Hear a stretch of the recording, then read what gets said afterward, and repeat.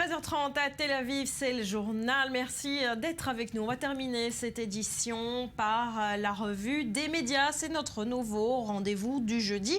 Et c'est évidemment avec vous, Rudy Saada. Alors, la polémique média du jour, c'est l'invitation acceptée par Manuel Valls dans l'émission Laurent Ruquier sur France 2. Ça se passera ce samedi. Absolument. Alors, il faut dire quand même que ce n'est pas la première fois que Manuel Valls se rend sur le plateau de Laurent Ruquier. Il est apparu en disant plusieurs fois, alors déjà en tant que député de l'opposition, puis ensuite en tant que directeur de la communication de François Hollande durant la campagne des présidentielles, et enfin en tant que ministre de l'Intérieur en 2013. Ce qui est nouveau, par contre, c'est que c'est la première fois qu'un Premier ministre en exercice va se rendre sur ce plateau qui est un plateau d'infotainment, comprenez mélange de divertissement et d'information. Alors c'est une annonce qui ne plaît pas à tout le monde. C'était hier, lors des questions gouvernement, le député Les Républicains de l'opposition Jean-Claude Torgodeau a interpellé le Premier ministre à ce sujet. Regardez. Pensez-vous vous rapprocher de la France qui se lève tôt en allant samedi soir sur le plateau de On n'est pas couché, monsieur le Premier ministre? Cette émission qui ne sert pas la grandeur de l'engagement politique est peut-être intéressante pour le socialiste Manuel Valls, mais ce n'est surtout pas la place du Premier ministre de la France. Ne nous dites pas que le président de la République va y aller aussi, quand même.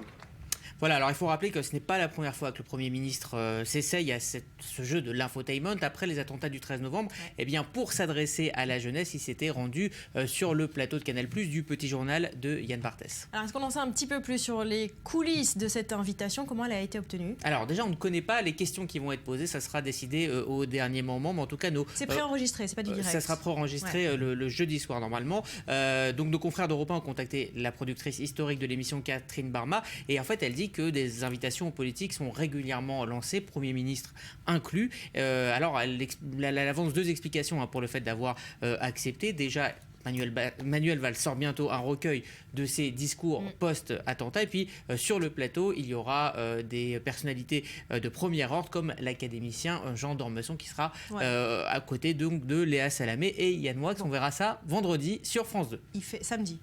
Samedi, pardon. C'est ça. Il fait la promo de son livre, quoi, comme tout le monde. En gros. On peut dire ça. Allez, on passe de France 2 à TF1 avec ce qu'on appelle une coquille monumentale. C'est le bug de la semaine. Absolument. Alors, imaginez que vous êtes en train de loucher sur un blender chauffant absolument révolutionnaire. Vous êtes prêt à passer votre appel pour pouvoir acheter téléachat, vous me parlez du téléachat. Bien sûr, vous êtes en plein téléachat. Et là, un parti politique s'invite dans votre programme préféré. Regardez. Une soupe de poisson, vous le voyez ici, donc elle est en cours de cuisson. Ici, eh bien, elle est terminée, cette soupe. Voilà ce que ça va donner à l'arrivée, une soupe onctueuse, magnifique. Avec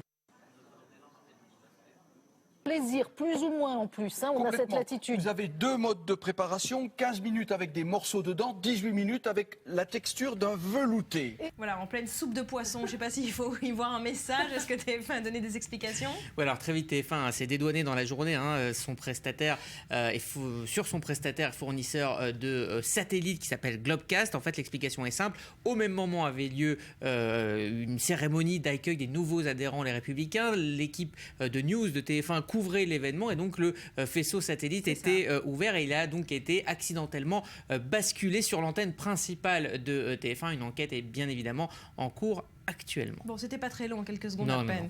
Allez, on part aux États-Unis avec cette annonce faite aujourd'hui par la grande chaîne qatari d'information Al Jazeera qui va tout simplement cesser d'émettre chez l'oncle Sam. Oui, ça a été annoncé par un communiqué. C'est un constat d'échec pour la chaîne qatari. Alors, la version américaine d'Al Jazeera avait été créée en 2013 à grand renfort de millions avec 850 personnes embauchées, dispatchées dans 12 rédactions, 12 bureaux à travers les États-Unis. Alors, face à la forte concurrence des chaînes info aux États-Unis, eh bien, Al Jazeera n'a pas réussi à trouver son public et va donc arrêter d'émettre très bientôt. Et alors, cela dit, le groupe va renforcer sa présence aux États-Unis sur un autre support, le mobile et l'Internet. Voilà, pourquoi pas, c'est un pari comme un autre.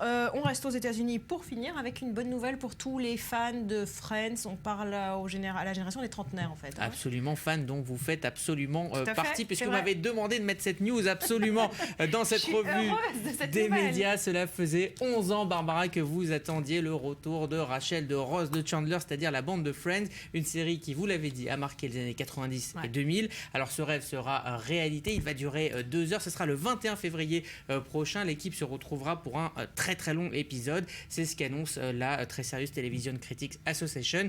Les fans auront droit à des retrouvailles, d'autres retrouvailles, cette fois avec Claire Chazal dans l'info média en bref.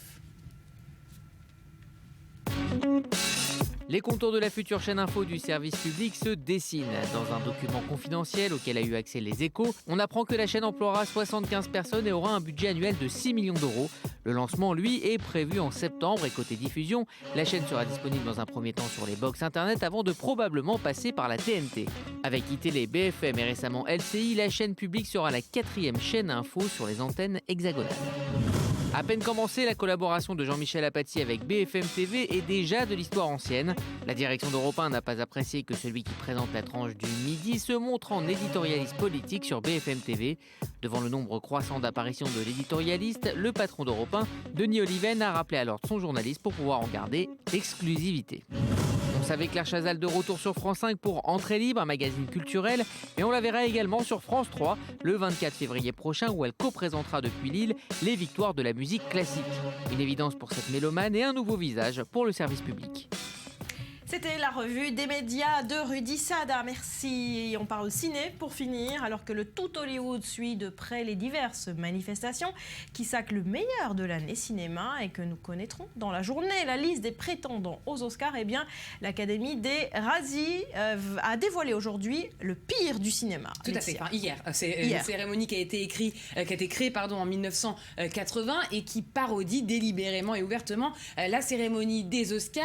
Elle récompense, comme vous l'avez dit, chaque année les pires acteurs, musiciens, réalisateurs, scénaristes et films produits par l'industrie du cinéma américain. C'est un événement qui nous promet toujours une bonne dose de dérision, y compris pour les artistes nommés qui se voient gracieusement complimentés. Cette année, avec 6 nominations chacun, 50 nuances degrés, Pixel et Jupiter Ascending arrivent en tête de liste devant les 4 fantastiques qui ont reçu 5 citations.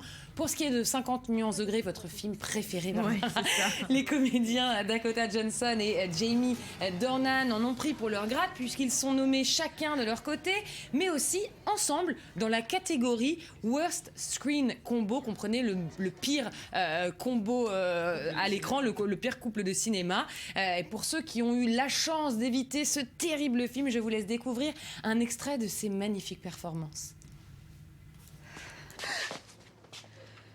Je me disais bien que c'était vous. Mais qu'est-ce que vous... Quelle agréable surprise, mademoiselle Steele. Non, c'est Anna. C'est Anna. Vous êtes là, donc. J'avais un rendez-vous professionnel à côté. Et j'ai des petites bricoles à acheter. Vous êtes libre? Oui. Comment est-ce que je peux... Elle continue la scène en disant comment est-ce que je pourrais vous aider? Eh bien, en arrêtant de tourner dans des films. Dakota Johnson, face à Dakota Johnson, Mila Kunis avec Jupiter, le destin de l'univers, Jennifer Lopez dans Un voisin trop parfait, Catherine Hegel dans Dangerous Housewife, ou encore Gwyneth Paltrow pour son rôle dans Mordecai. Mordecai qui se voit aussi nominer son acteur principal, Johnny Depp, le pauvre Johnny Depp, qui a décidément du mal à remonter la pente. Il est dans ce film marchand d'art, escroc occasionnel, et a le charme qui ne séduit pas son audience, rappelez-vous. Je suis Lord Charlie Mordecai. Respecté par tous ceux qui me connaissent. Enfin, plus ou moins. Très joli tir, monsieur. Un amateur. Je suis un marchand d'art, un aficionado. Ma femme, Johanna.